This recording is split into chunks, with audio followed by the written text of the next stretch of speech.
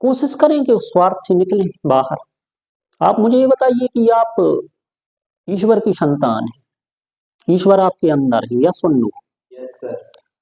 तो उनको तो सब पता होगा आपके बारे में कि आपको क्या देना है क्या नहीं देना है, या सुन लो, किस समय पर क्या देना है क्या नहीं देना। मेरा खुद आज क्वेश्चन है, तो आपको उनको तो सब पता होगा ना कि आपको क्या देना क्या नहीं देना है। उन्हीं ने तो आपको बनाकर भेजा ना।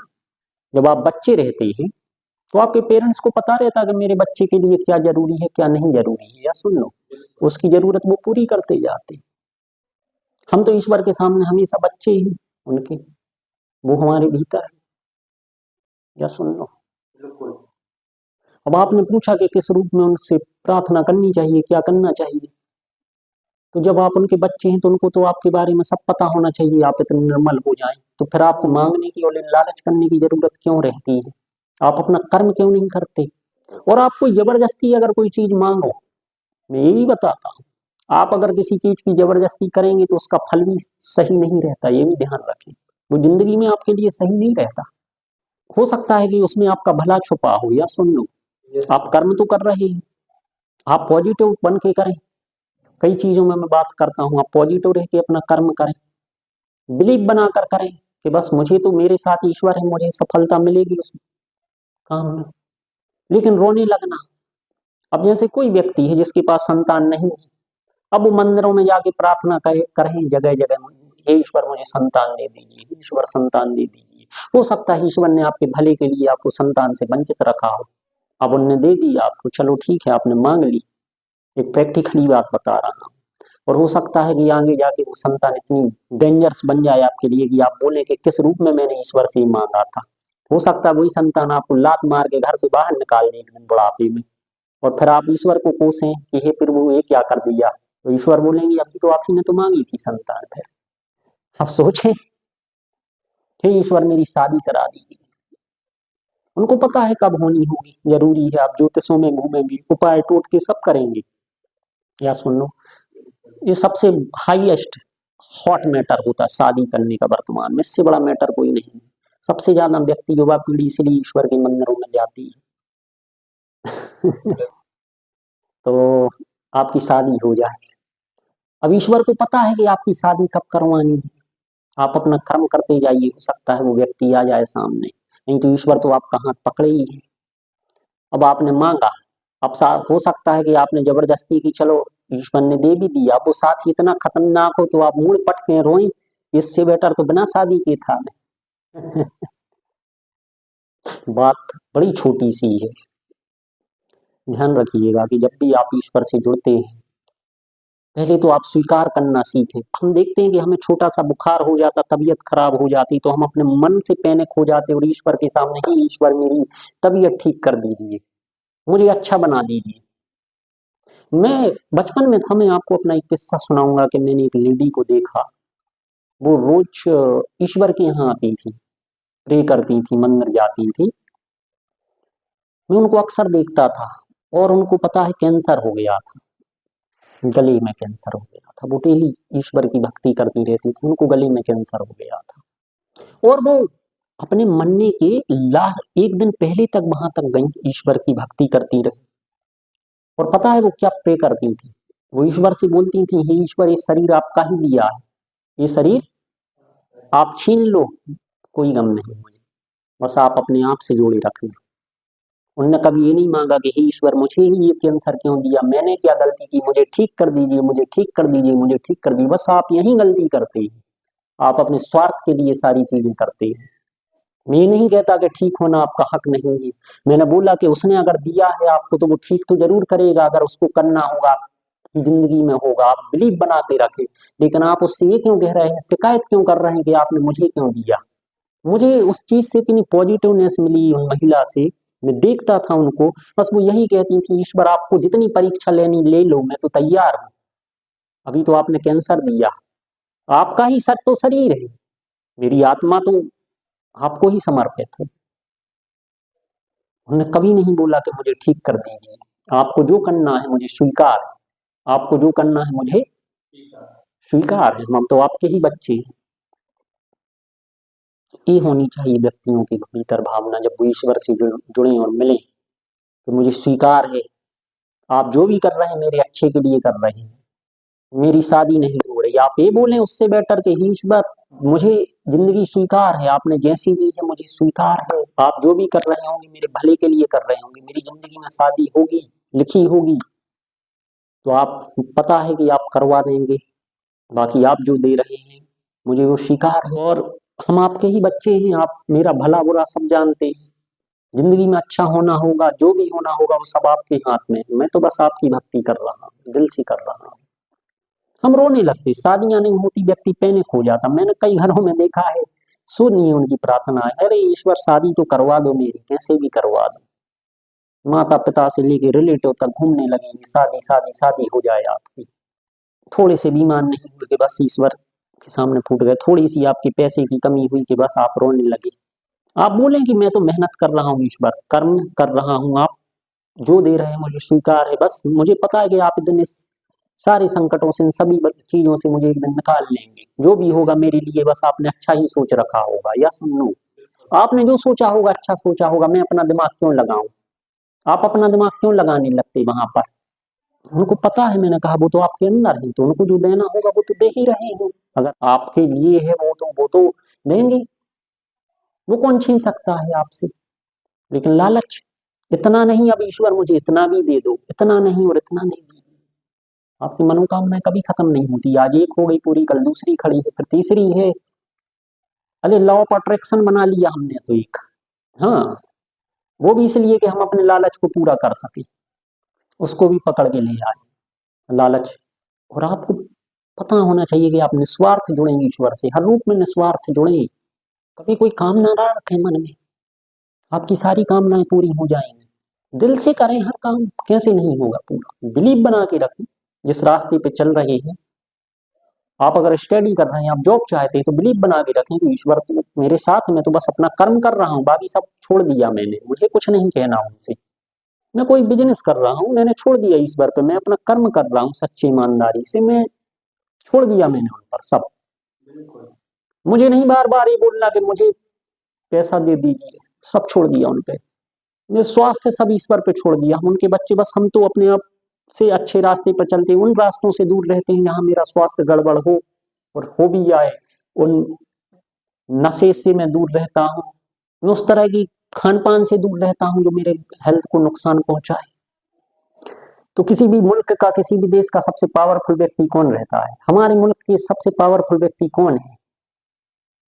प्राइम मिनिस्टर रहते हैं। मान लो प्राइम मिनिस्टर ने बोल दिया कि तुम तो मेरे बेटे हो, तो तुम्हें किसी प्रकार का डर लगेगा देश में? किसी भी पर्सन से आप डरेंगे?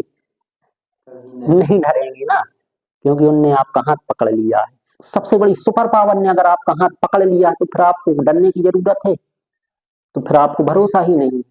बहुत से लोग मेरे पास आते हैं, पूछते हैं मुझे भूत से डर लगता, रात में सोने से डर लगता, भय, अकेले जाने से डर लगता है। तो मैं कहता हूं कि भूत शायद ज्यादा पावरफुल होगा। या सुन लो, ईश्वर से ज्यादा पावरफुल भूत है, इसलिए तो आप डर रहे हैं। नहीं, मैं तो हनुमान चालीसा भी पढ़ता हूँ, सुंदरकांड भी पढ़ता हूँ, फिर भी मुझे डर लगता है। तो मैंने कहा कि शायद आपके लिए ईश्वर से ज्यादा ताकतवर वो भूत होगा, जब भी तो आपको डर लगता है। ये तो वही बात हो गई कि प्रधानमंत्री का हाथ आपने पकड़ लिया, उन्होंने आपको अपना बेटा मान लिया है, फिर भी आप डर रहे हैं छोटे मोटे लोगों से। छोटे मोटों का मतलब है छोटे मोटे गुंडों से। या सुन लो तो बात बड़ी छोटी है यहाँ पर कि आप अपने भीतर एक डर बना के चल रहे हैं, हर चीज का डर बना के चल रहा है, ये काम हो जाए, वो हो जाए, ऐसा ना हो जाए, वैसा ना हो जाए।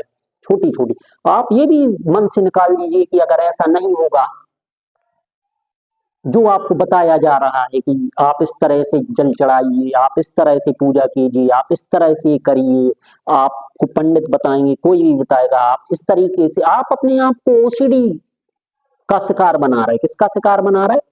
आपका दिमाग बस 24 घंटे उसी चीज में लगा रहेगा। ओसीडी जानते हैं आप? ओसीडी का मतलब होता है कि चीज को बार बार रिपीट करना और उसी चीज में घूमना। आप भगवान से नहीं जुड़ेंगे, बस आपका दिमाग उसी चीज में फंस के रह जाएगा। जैसे आपसे बोला जाए कि आप शुद्ध हो जाइए, आपको बस हर बार नहा धोकर ईश्वर का ध्यान करना है। अब आपके मन में बार बार वो चीज बैठ गई कि बस मुझे नहाना है, नहाना है, नहाना है एवरी टाइम, जब ईश्वर मिलेंगे, तो आप तो उसी शिकार हो गए। किसका शिकार हो गए? मन की सफाई नहीं कर पाए, बस इतनी सी बात मन में बैठ जाती है आपके कि बस मन की सफाई करनी है, दिल की सफाई करनी है, नेगेटिविटी बना लेते हैं आप। और ये प्रेजेंट टाइम में सबसे ज्यादा हो रहा है, आप देख भी रहे हैं। पहले नहीं होता था इतना, उससे भी ज्यादा अब हो रहा है कि आप ईश्वर के मंदिरों में जाए, तीर्थों पर जाए, कहीं भी जाए, वो कोई मिल जाएगा ये कर लीजिए, कोई मिल जाएगा वो कर लीजिए, कोई मिल जाएगा ये चढ़ावा चढ़ा दीजिए, कोई मिलेगा ऐसा कर दीजिए। मानवता से जुड़ने वाले बहुत कम लोग मिल रहे हैं। आइए मानवता की सेवा से जुड़ जाइए, दिल की सफाई कर लीजिए, निर्मल मन कर लीजिए, अच्छा बना लीजिए, सारे दुर्गुणों से दूर हो जाइए, भय मुक्त हो जाइए। लालच की वजह से मत आइए ईश्वर के पास, प्रेम से हाथ पकड़िए। दूसरी बड़ी बात ये भी होती है कि आप ईश्वर को नहीं समझ पाते, उसका एक और एग्जाम्पल है कि आप देखिए कि जब भी व्यक्ति प्रेम में होता, प्रेम का मतलब जो वर्तमान में वास्तविक में चल रहा है, गर्लफ्रेंड बॉयफ्रेंड का रिश्ता जो बना रहे हैं व्यक्ति, और जैसे ही उनका ब्रेकअप हुआ, मैं एक छोटी सी बात यहाँ पे डाल रहा हूँ, तो व्यक्ति क्या हो जाता है, किसी दूसरे साथी की तलाश में निकल जाता है, या सुन लो, या वो सामने वाला डिप्रेस हो जाएगा, एंजाइटी का शिकार हो जाएगा, दिन भर रोता रहेगा, बिलखता रहेगा, फिर सोचेगा अगर निकलेगा भी उस सदमे से तो धीरे से किसी और साथी की तलाश के लिए निकल जाएगा। ये उससे क्या होगा, मतलब आपने अभी भी ईश्वर को नहीं समझा। अरे ईश्वर ने तो सभी में वही आत्मा डाली है, आप तो सभी से प्रेम करना सीखें, आत्मा तो सभी में एक डाली है, लेकिन आप किसी खास की वैल्यू को आप ज्यादा बना कर आगे बढ़ रहे हैं, किसी खास को आप ज्यादा महत्व दे रहे हैं। प्रेम करना अच्छी बात है, प्रेम होना चाहिए, करें, लेकिन आत्मा से करें, लेकिन आप तो शरीर से कर रहे हैं, तो आपने ईश्वर को कहाँ जाना। अगर असली प्रेम जान लिया ना जिसने, तो ईश्वर को भी समझ लिया, वो जुड़ जाएंगे आप सभी चीजों से, इंसानियत से जुड़ जाएंगे, प्रकृति से जुड़ जाएंगे, ईश्वर से जुड़ जाएंगे, क्योंकि असली प्रेम तो ईश्वर ही है, क्या है, और ईश्वर कहीं जाते हैं क्या। तुलसीदास जी से लेके मीराबाई तक जब उन लोगों को प्रेम का एहसास हुआ, इन सभी महापुरुषों को, तो क्या किया उन्होंने, तो ईश्वर से जुड़ने का साधन है प्रेम। क्या है, ना कि स्वार्थ, प्रेम से जुड़िए। हम मानवों से भी स्वार्थ से जुड़े हैं, किसी न किसी जरूरत से जुड़े हैं। दुनिया में जितने भी रिश्ते हैं प्रेजेंट में, आप सबसे करीब का रिश्ता भी बोलें कि हम प्रेमी प्रेमिका हैं, हम पति पत्नी हैं, वो भी एक स्वार्थ की वजह से जुड़े हैं, क्योंकि हम एक दूसरे की जरूरतों को पूरा करते रहे, तो वही रिश्ता हम ईश्वर से भी बना रहे हैं। तो जब आप उससे स्वार्थ से जुड़ेंगे, तो इसी वजह से या तो आप दूसरे रिश्तों में स्वार्थ से जुड़कर बैठ गए। जब आप उससे भय से जुड़ेंगे, तो दूसरों ही रिश्तों से भी आप भय की वजह से जुड़ेंगे। बार बार कह रहा हूं कि अपने अंदर के दिल के ईश्वर को जागृत करना होगा, पहचानना होगा। एक बार ये सारी स्वार्थ की भावनाएं निकाल लीजिए, कुछ पाने की इच्छा निकाल लीजिए, सब कुछ आपको मिल जाएगा, बस दिल को साफ कर लीजिए। ये भी भूल जाइए किसने क्या बोला, क्या करना। सबसे बड़ी बात होती है अपना मन निर्मल कर लेना, पवित्र कर लेना, सबके प्रति संभाव कर लेना। आपको किसी भी चीज की, किसी भी टोने टोटके की और किसी भी तरह की चीजों की जरूरत नहीं पड़ेगी कि किसने क्या बोला है, लेकिन वो विश्वास तो होना चाहिए, वो बिलीव तो होना चाहिए। आपको बिलीव ही नहीं है, उस बिलीव से ज्यादा आपको उन चीजों पर बिलीव होता है जो टोने टोटके वाली चीजें होती हैं। सुन लो, मैं खुद एक मजेदार किस्सा सुनाता हूँ। मैं एक रिलेटिव के घर पर गया, अब वो रोज एक रिलीजियस बुक पढ़ते थे, एक धार्मिक बुक, में उसका नाम नहीं लूंगा, लेकिन रोज उनको पढ़ने की आदत थी, और उसको एक खास स्थान पे वो रख देते थे। मैं गया, मैंने वो बुक उठाई और मैं देखने लगा। मैंने कहा अच्छी बुक है, आप डेली पढ़ते हैं? हाँ। फिर कहने लगे अरे उसको इस तरह से मत उठाइए। मैंने कहा क्यों? अरे उसका अपमान होगा बुक का। ठीक है, मैंने कहा अपमान होगा, बुक का अपमान होगा। बढ़िया है, मैंने कहा। और फिर मैंने कहा ठीक है, मैं रख देता हूँ। फिर मैंने रख दी तो कहते नहीं वो कहाँ पे रखी थी। मैंने कहा यहाँ रख, नहीं उसको इस दिशा में ऐसा घुमा कर रखिए। क्या करिए? इस दिशा में ऐसा। मैंने कहा इस खास दिशा में ऐसा घुमा कर रखने से क्या हो गया? ऐसा रख दूंगा, अरे ईश्वर नाराज हो जाएंगे। तो सोचिए कि मन में व्यक्तियों के कितना डर भरा है, कितना ज्यादा डर है, और वो पूजा भी कर रहे हैं डर की वजह से। मैंने बहुत से व्यक्तियों को देखा कि पहले वो नहीं जाते थे, नहीं करते थे, हाँ मन साफ रखते थे, लेकिन अब एक हादसा हुआ, डर बैठ गया तो वो पूजा करने लगे। एक लड़की को मैं जानता हूँ, काफी अच्छी लड़की है, दिल की काफी साफ लड़की है, मैं उनसे मिला। वो ईश्वर को काफी मानती हैं, और पहले उनकी आदत क्या थी, मानती कैसा थी, वही बाहरी आवरण ईश्वर का, मतलब अपने दिल से कनेक्ट नहीं हो पा रही थी, अपने दिल से कनेक्ट नहीं हो पा रही थी। अभी हाल ही की घटना है। तो उनके माता पिता या उनके घर वालों ने उनको जैसा सिखाया कि ईश्वर कहाँ मिलेंगे, चलो बेटी मंदिर चलो, किसी रिलीजियस प्लेस पे चलो, किसी धार्मिक स्थान पर हम चलते हैं, तो वहां उनका घूमना होता, मंदिर में भी जाना, घर में एक पूजा वाला स्थान होता है तो उसमें जितनी प्रकार की चीजें बोली जाती कि आप चावल चढ़ा दीजिए, आप तिलक लगा दीजिए, आप नहला दीजिए, वो सब करना, लेकिन अपने अंदर दिल की ईश्वर से कनेक्ट नहीं हो पा रही थी। और उनकी जिंदगी में परेशानियां तो भी थी, उनकी जिंदगी में परेशानियां थी, और ऐसा उनके साथ होता कि जब भी वो किसी रिलीजियस स्थान पे जाती, प्लेस पे जाती, तो ऑटोमेटिक उनको और बड़ी परेशानी आती, क्योंकि वो एक मांगने की कामना से जाती थी। अब वो मुझे मिली, मैंने उनसे बोला कि आप एक काम करिए, आप दिल के ईश्वर को पहचानिए, दिल से जुड़िए, आप ये बंद कर दीजिए आना जाना, दिल से जुड़िए, धार्मिक यात्राओं से कुछ नहीं होगा, मंदिरों में जाने से होगा, मैं ये नहीं कहता, लेकिन पहले बात तो वही हो जाती ना, बात तो वही हो जाती है कि हम जाना कोई गलत नहीं है, आप जाइए, लेकिन आप अंदर से तो शुद्ध बन जाइए ना पहले। आप गंगा नदी जा रहे हैं अपने पाप धोने के लिए, अभी कुंभ का स्नान है, अच्छा मौका भी है, लेकिन निर्मल करना चाहते हैं कि हम निर्मल हो जाएंगे, लेकिन मन को निर्मल किया नहीं। बात तो वही हो जाएगी कि हम स्नान करके आ गए, तो वो तो घर में भी कर लीजिए फिर आप। नहीं, वो काफी अच्छी थी, नेचर की अच्छी थी, मैं ये नहीं कह रहा हूँ, काफी अच्छी लेडी है, लेकिन उनके भीतर डर था, स्वार्थ नहीं था, लेकिन उनके भीतर क्या था, डर था कि मेरी जिंदगी में कुछ बिगड़ ना जाए, ऐसा ना हो जाए। तो मैंने बोला उस डर को कम करने के लिए आप एक बात करिए, बस ईश्वर से सच्चे रूप में दिल से कनेक्ट हो जाइए। मैंने उनको बताया कि किस तरह से आप दिल से जुड़ सकते हैं, अपनी प्रार्थनाओं में क्या शामिल कीजिए, मंदिरों में जाना छोड़ दीजिए, जब तक आप दिल से कनेक्ट नहीं हो पा रहे, ईश्वर को पहचान नहीं पा रहे, नहीं तो आप बस वही होगा कि आप सामने जाएंगे, ईश्वर मेरा भला कर दीजिए, वो कभी नहीं करेंगे, क्योंकि आप दिल से कनेक्ट नहीं हो पा रहे। वो कनेक्ट हुई, कुछ समय के लिए वो कनेक्ट रही, और उन्होंने ये चीजें बंद की, शांति भी मिली।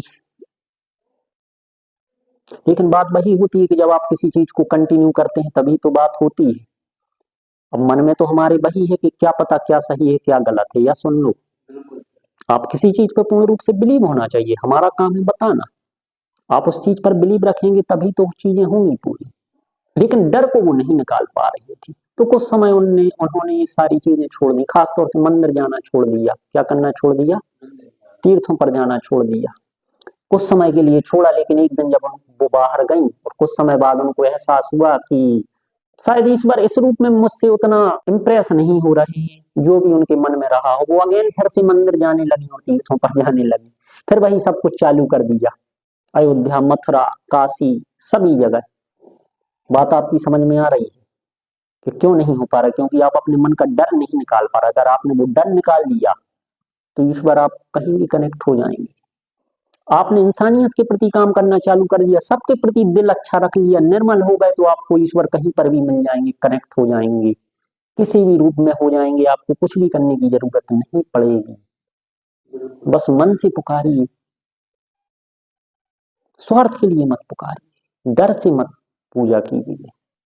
नहाते हैं तो हम इसलिए नहाते हैं कि हमारे सारे बॉडी पार्ट्स साफ सुथरे हो जाएं, या सुन लो, तो ईश्वर से जुड़े तो इसलिए जुड़े कि जितने भी आपके अंदरूनी भाग हैं वो सब निर्मल हो जाए, पवित्र हो जाए, कनेक्टिविटी हो जाए, तो आप ईश्वर से सच्चे रूप में जुड़ जाएंगे। और ये डर की भावना जब तक रहेगी और किसी का भला करने की इंसानियत नहीं होगी, स्वार्थ की भावनाएं होंगी, पैदा होंगी उससे।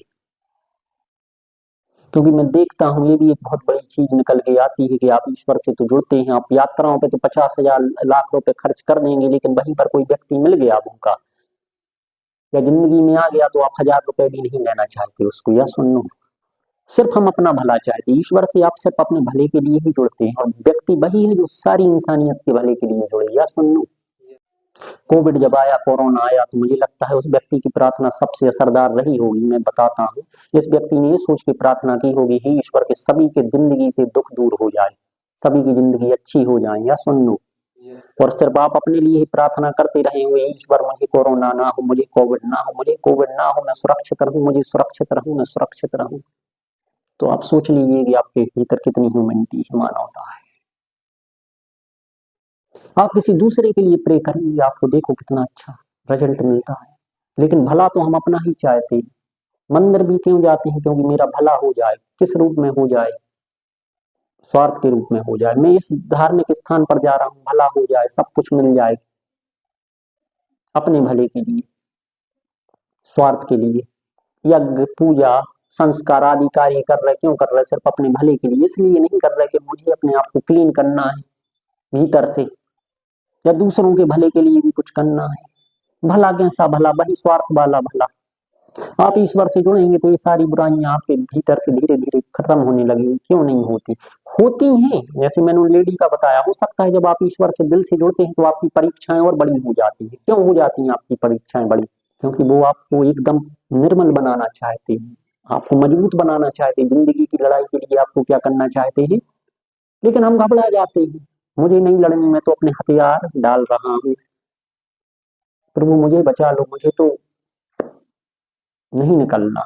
या सुन लो, मैं तो डर गया हूँ, शरणागति हूँ आपकी, तो जिंदगी की लड़ाई में नहीं लड़ना चाहता हूँ, तो मानसिक रूप से कमजोर रहना चाहता हूँ। बस इसी डर से तो मैं बार बार मंदिर आ रहा हूँ, सुबह शाम दिए जला रहा हूँ, सब कुछ कर रहा हूँ।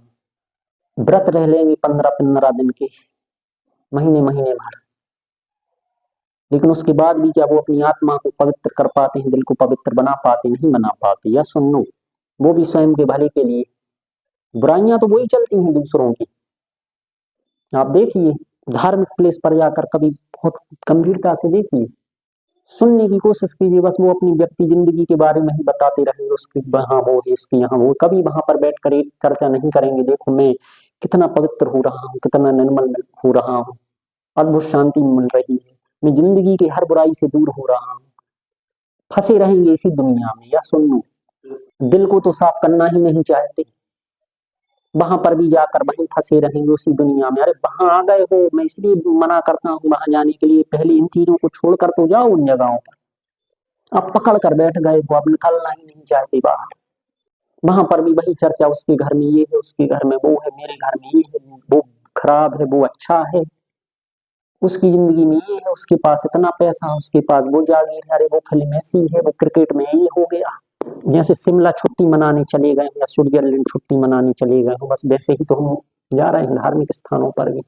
वहां आप छोड़ करके आ रहा है अपना डर, अपना लालच, अपना स्वार्थ, वही सब त्याग के आओ तो मोह माया ये सारी, वो पकड़ के गए थे, उसको छोड़कर आ जाओ तो बड़ी बात है। लेकिन वही मोह माया, लालच, ईर्षा, दोष, काम की भावना, वासना की भावना, वही तो आपके मन में है, कितनी निर्मल होगी। इसीलिए आप ईश्वर से जुड़ते हैं। बात बस इतनी सी आप समझ लीजिए, इन सब सारी चीजों को जो आप अभी तक करते आ रहे हैं, बस एक बार निकाल फेंकिए, निकाल फेंकिए। एक कोशिश, सिर्फ एक कोशिश करके देखिए, अब प्रेम प्रकट कीजिए। बस ईश्वर से यही कीजिए कि मेरे भीतर प्रेम प्रकट हो जाए। क्या हो जाए आपके लिए? सच्चा प्रेम ईश्वर। ये सारी भावनाएं खत्म हो जाएं। लेना हो आपको जितनी परीक्षा ले लीजिए, मैं तैयार हूं, मैं तो आपका बेटा हूं, आपने इतना शक्तिशाली मुझे बनाया है, मैं आपका ही बेटा या बेटी हूं, तो मैं हर परीक्षा के लिए तैयार हूं, सजग हूं। बस वो सच्चा प्रेम, वो निर्मल मन मुझे दे दीजिए, ये कपट से मुक्त कर दीजिए, ये लोभ लालच से मुक्त कर दीजिए। जो आप देंगे मुझे स्वीकार है। मैं बस अपना कर्म कर रहा हूँ, बस उस कर्म में मजबूती से डटा रहूं, करता जाऊं, संभाव हो जाऊं, स्थायी हो जाऊं। बस एक बार इतना बोल लीजिए और उस दिल को निर्मल कर लीजिए आप अपने, तो आपकी जागृति हो जाएगी। बहुत बहुत धन्यवाद।